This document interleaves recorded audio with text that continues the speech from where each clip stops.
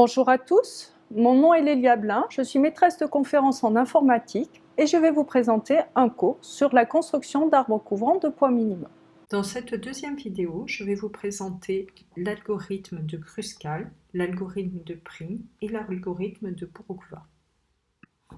L'histoire des algorithmes d'arbres couvrants de poids minimum est à l'image de l'histoire de la recherche en algorithmique. Certains travaux publiés au début du siècle dernier dans des revues nationales ont été redécouverts par la suite par des chercheurs qui ont eu, eux, une audience internationale grâce aux moyens de publication de leur époque. Pour les arbres couvrants de poids minimum, les algorithmes les plus connus sont les algorithmes de Kruskal et de Prim. Mais le premier algorithme est dû à un mathématicien tchèque du nom de Bourgois. Il a proposé son algorithme dans un journal tchèque en 1926. Ce même algorithme a été redécouvert par un Français, Solin, en 1961. L'algorithme connu sous le nom d'algorithme de Prim est légèrement différent de l'algorithme proposé par Bourgois. Mais en fait, on devrait appeler cet algorithme publié en 1957 l'algorithme de Prim-Dijkstra, car en effet, il a été publié par ces deux chercheurs. Ces deux chercheurs ont en fait redécouvert l'algorithme proposé par Jarník, mathématicien tchèque, en 1930. Joseph Kruskal, informaticien américain, propose en 1958 une approche différente comparée à l'algorithme de Prim et de Bourgois. Je vais commencer par présenter l'algorithme de Kruskal. L'approche de Kruskal est la suivante. Il maintient à chaque étape de son algorithme un graphe acyclique maximal. Autrement dit, un graphe sans cycle. La première étape de Kruskal est de trier les arêtes dans l'ordre croissant des poids. À chaque étape, il va rajouter une arête à son graphe partiel, tout en maintenant une forêt. L'algorithme s'arrête quand la forêt devient un arbre. Voici ici le pseudocode de l'algorithme de Kruskal. La première partie en bleu est consacrée à l'initialisation. Comme je viens de le dire, Kruskal, la première étape, c'est de trier les arêtes dans l'ordre croissant. On va stocker ces arêtes dans un ensemble E. Le deuxième ensemble, que j'appelle MST pour Minimum Spanning Tree, va contenir les arêtes de l'arbre couvrant de poids minimum. Enfin, pour chaque sommet V du graphe, on va créer un ensemble contenant ce sommet V. L'algorithme est composé d'une boucle principale. Pour entrer dans cette boucle, il faut faire deux tests. Il faut d'abord considérer les arêtes de l'ensemble E dans l'ordre des poids croissants et ensuite considérer le nombre d'arêtes faisant partie de l'ensemble MST. Il est bon de rappeler qu'un arbre couvrant contient n-1 arête. Autrement dit, quand le MST a atteint ce nombre d'arêtes, on peut arrêter la boucle. Je vous rappelle également que dans un arbre, il existe un unique chemin entre toutes paires de sommets. Alors, quelle est l'approche de Kruskal ? Kruskal va considérer une arête E, constituée de sommets U et V. Il va regarder si le sommet V est dans le même ensemble que le sommet U. Si ce n'est pas le cas, il va mettre ces deux sommets dans le même ensemble. Alors, à quoi servent ces ensembles et à quoi sert cette fusion ? En fait, à chaque fois qu'on met dans le même ensemble deux sommets U et V, on les met en même temps qu'on rajoute leur arête au MST. Donc, il existe un chemin entre U et V. Tester si U et V ne sont pas dans le même ensemble, c'est tester si il existe ou pas un chemin entre U et V. S'il n'existe pas, on peut rajouter leur arête à l'arbre. S'il existe, le rajout de cette arête crée un cycle. Il ne faut donc pas prendre cette arête. On refuse donc une arête quand cette arête crée un cycle. Comme les arêtes sont ordonnées par poids croissant, on refuse l'arête de poids maximum du cycle. C'est donc la règle rouge de Target. Autrement dit, l'algorithme de Kruskal est basé sur la propriété qui dit que l'arête de poids maximum d'un cycle ne fait partie d'aucun arbre couvrant de poids minimum. Je vais maintenant illustrer l'algorithme de Kruskal. Considérons un graphe G. La première étape d'initialisation est la suivante. Il faut trier les arêtes de G par ordre croissant. Ensuite, on crée un ensemble MST vide et enfin, on crée un ensemble pour chaque sommet du graphe puisqu'au départ, il n'existe aucun chemin créé par l'arbre couvrant de poids minimum. Maintenant que l'initialisation est faite, on va rentrer dans la boucle et on va considérer les arêtes du graphe dans l'ordre des poids croissants. On s'intéresse donc à l'arête de poids minimum du graphe, c'est-à-dire l'arête GH qui est de poids 1. On regarde si le sommet G et le sommet H sont dans le même sous-ensemble, ce qui n'est pas le cas. On prend donc cette arête de poids minimum et on la met dans l'arbre, dans l'ensemble MST. Deuxième étape de l'algorithme, on considère la seconde arête, l'arête BE. Les sommets B et E ne sont pas dans le même sous-ensemble. Il n'existe donc pas de chemin dans l'arbre entre B et E. On peut prendre l'arête B et E.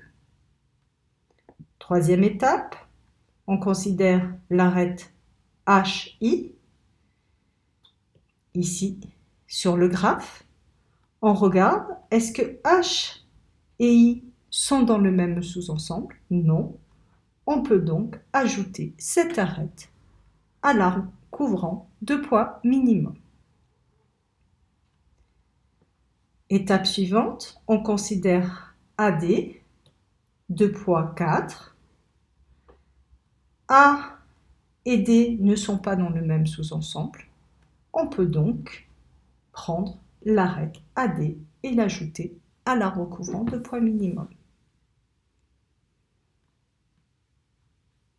L'arête BI maintenant, l'arête BI est de poids 4. Le sommet B et le sommet I ne sont pas dans le même sous-ensemble. On prend donc cette arête et on l'ajoute à l'arbre. On considère maintenant l'arête de poids 6, l'arête EH. Vous voyez sur le graphe que si je relie E et H, je vais créer un cycle et ceci est confirmé par mon ensemble car E et H sont dans le même sous-ensemble. Il existe donc un chemin entre H et E. Et vous pouvez voir que quand je refuse l'arête de poids 6, c'est l'arête de poids maximum du cycle. Cette arête est donc refusée. L'arête maintenant BC, l'arête de poids 7, B et C ne sont pas dans le même sous-ensemble, je prends cette arête. Je considère maintenant l'arête EG de poids 7. L'arête EG de poids 7, je vois que E et G sont dans le même sous-ensemble. L'ajout de cette arête va donc créer un cycle. Et le poids 7 est bien le maximum de ce cycle. Je refuse cette arête. Je considère l'arête maintenant AB de poids 8. A et B ne sont pas dans le même sous-ensemble. Je peux accepter cette arête dans l'arbre couvrant de poids minimum. Je considère maintenant l'arête DG, DG, D et G sont dans le même sous-ensemble. Cela crée donc un cycle. l'arête de poids 8 est donc une arête de poids maximum du cycle, même s'il en existe une autre là. L'arête de poids 8 est bien une des plus grandes arêtes du cycle. Je la refuse donc.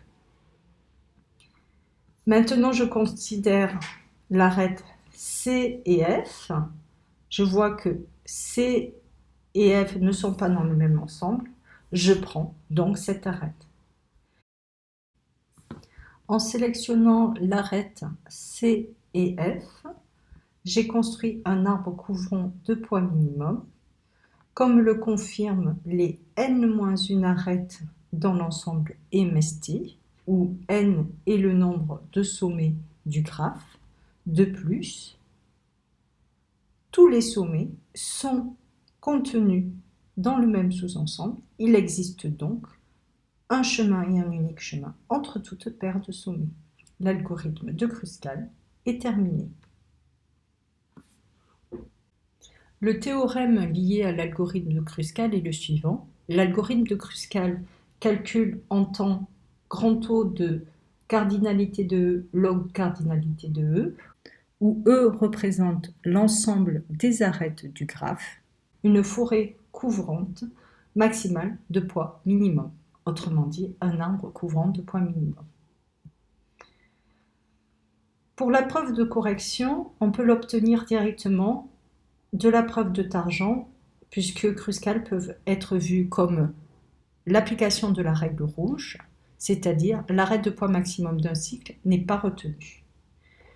La troisième vidéo sera consacrée aux preuves des algorithmes. Pour la complexité, le calcul est le suivant. La première phase de l'algorithme, qui est le tri des arêtes, est la phase la plus coûteuse de l'algorithme. On prend un algorithme tel que par exemple le tri-fusion qui trie les arêtes en cardinalité de E log E. La seconde phase nécessite de pouvoir détecter si l'ajout d'une arête crée un cycle. Si ce n'est pas le cas, on fusionne les deux composantes connexes. Pour fusionner de façon efficace, il suffit de modifier les étiquettes des sommets de la plus petite des deux composantes.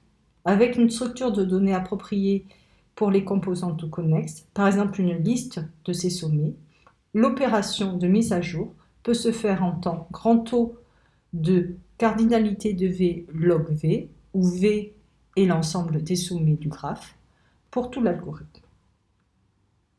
Je vais vous présenter maintenant l'algorithme de Prim. Le principe de cet algorithme est le suivant. Dans un arbre couvrant, il existe nécessairement une arête qui relie l'un des sommets d'un ensemble S avec un sommet en dehors de cet ensemble S, autrement dit une coupe. Il suffit de choisir parmi les arêtes de la coupe celle de poids minimum. C'est la règle bleue de l'algorithme de Targent présentée dans la première vidéo. Le pseudocode est le suivant. Au départ, l'ensemble S est composé d'un sommet quelconque des sommets du graphe. On a un ensemble MST qui va être les ensembles des arêtes de poids minimum. Étant que le nombre de sommets dans cet ensemble S est inférieur au nombre de sommets du graphe, on va considérer l'arête UV de poids minimum ayant U dans l'ensemble S et V dans l'ensemble des sommets privés de S. Et on va rajouter V à cet ensemble S et l'arête UV à l'ensemble MST. Nous allons voir maintenant un exemple pour l'algorithme de Prim. Je considère le graphe suivant. La première étape de l'algorithme dans l'initialisation, je choisis un sommet quelconque. Ici, j'ai choisi dans l'ordre alphabétique le sommet A. L'ensemble des arêtes de l'arbre couvrant au départ est vide, et tant que le nombre de sommets de l'ensemble S est inférieur strictement au nombre de sommets, je vais considérer la coupe entre le sommet S et le sommet qui ne sont pas dans S. Ici, la coupe est la suivante. Je sélectionne l'arête de poids minimum, c'est-à-dire 4, et je mets cette arête dans l'ensemble des arêtes de poids minimum et j'ajoute l'extrémité dans cette arête dans l'ensemble S. Je vais maintenant considérer la nouvelle coupe, autrement dit la coupe ici entre A, D et l'ensemble des autres sommets. Je sélectionne l'arête de poids minimum. Ici, je m'aperçois qu'il y en a 2 qui font un poids de 8. Je choisis dans l'ordre alphabétique de prendre l'arête AB. Je rajoute cette arête à l'arbre couvrant de poids minimum. Je considère maintenant le nouvel ensemble S qui contient les sommets A, B et D. La coupe obtenue est la suivante. Je sélectionne l'arête de poids minimum, c'est-à-dire 2, et je rajoute cette arête à l'arbre couvrant de poids minimum. Et évidemment, je mets E dans l'ensemble S. Dans l'étape suivante, l'ensemble S est composé des nœuds A, B, D et E. La coupe obtenue est la suivante, ici en bleu. L'arête de poids minimum sortant de la coupe est donc l'arête de poids 4, l'arête BI. On rajoute BI à l'ensemble des arêtes de l'arbre couvrant de poids minimum et I à l'ensemble S. Maintenant, la coupe considère tous ces arêtes coupées ici par la ligne en bleu. L'arête de poids minimum de cette coupe est l'arête HI. On introduit donc HI dans l'ensemble MST et H dans l'ensemble S.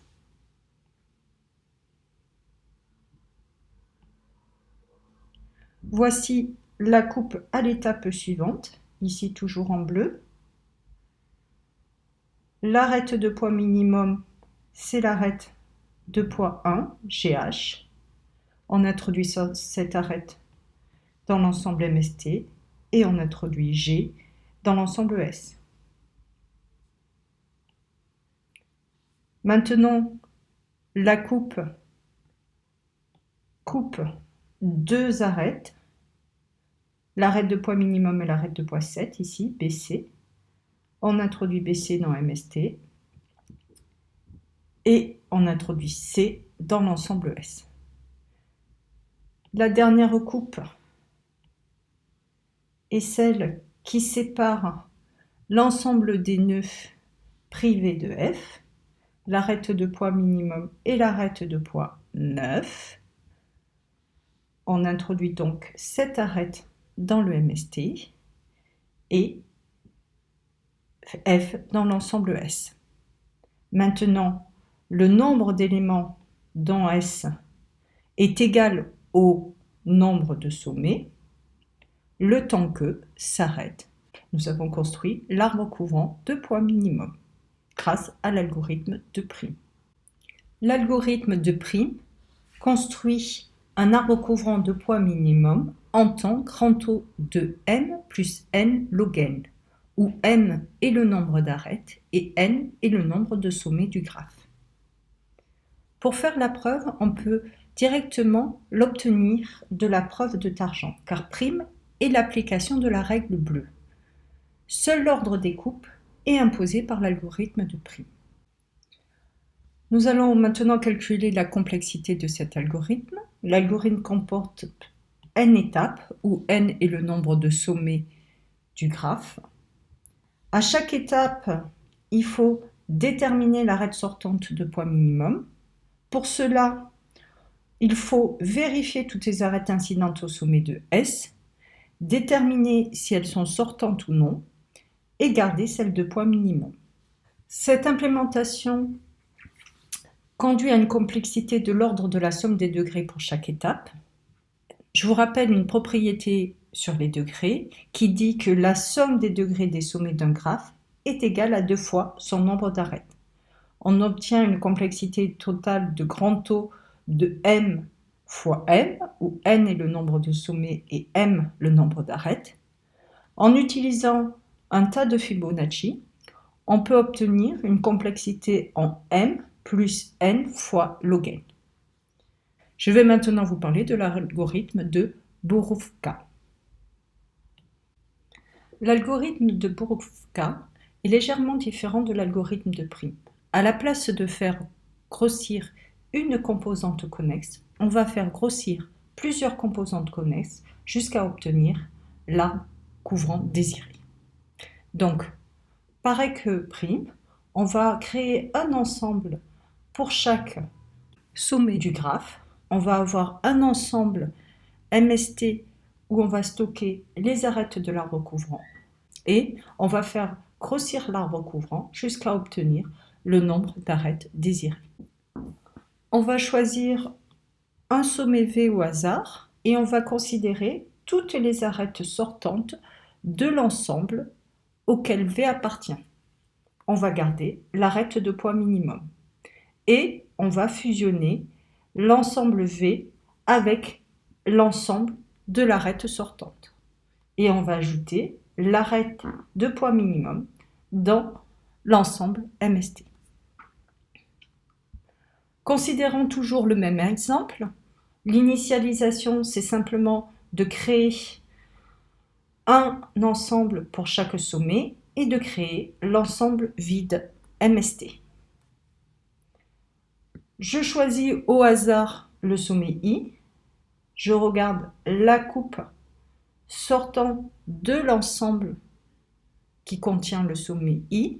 Je choisis l'arête de poids minimum sortante, c'est ici l'arête HI, et je fusionne les deux sous-ensembles H et I.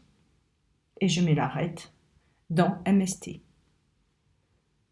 Je continue à choisir au hasard un sommet. J'ai choisi ici le sommet A. Je regarde l'arête de poids sortante et je fusionne les deux sous-ensembles des nœuds qui sont à l'extrémité de cette arête. Je fusionne donc AD. Troisième étape, je continue à choisir un sommet au hasard. Je prends le sommet B. Je regarde l'arête de poids minimum sortante et je fusionne les sous-ensembles.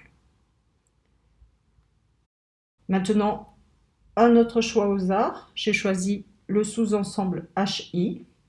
La coupe considérée est la suivante. Je prends l'arête de poids minimum GH et je fusionne G avec l'ensemble HI.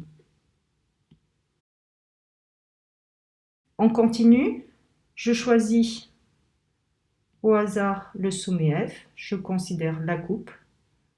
L'arête de poids minimum, c'est 9. Je fusionne donc C et F.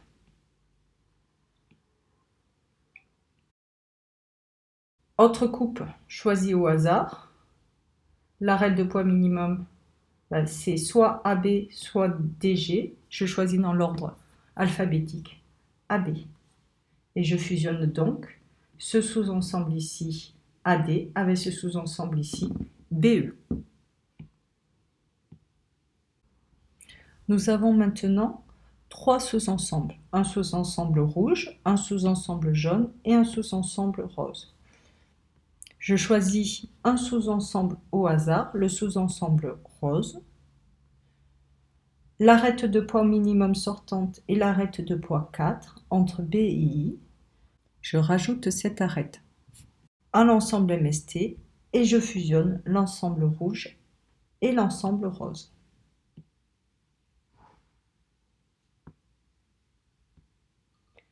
Il ne reste plus maintenant qu'une coupe à considérer entre l'ensemble jaune et l'ensemble rouge, l'arête de poids minimum de cette coupe et l'arête de poids 7.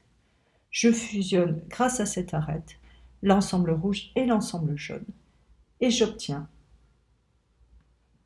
un arbre couvrant 2 points minimum. L'algorithme s'arrête car le nombre d'arêtes dans l'ensemble MST a atteint n-1 arête, où n est le nombre de sommets du graphe.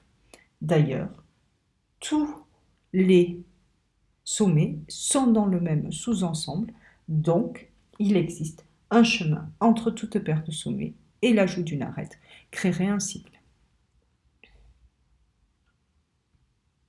L'algorithme de Bourukva a la même complexité que l'algorithme de Prim, puisque c'est une variante de l'algorithme de Prim.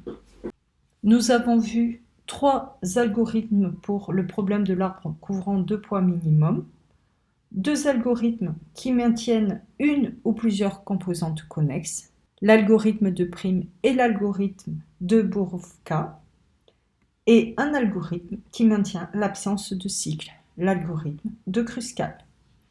Je vous remercie si vous avez suivi cette vidéo et je remercie les personnes qui se sont abonnées à ma chaîne. Au revoir.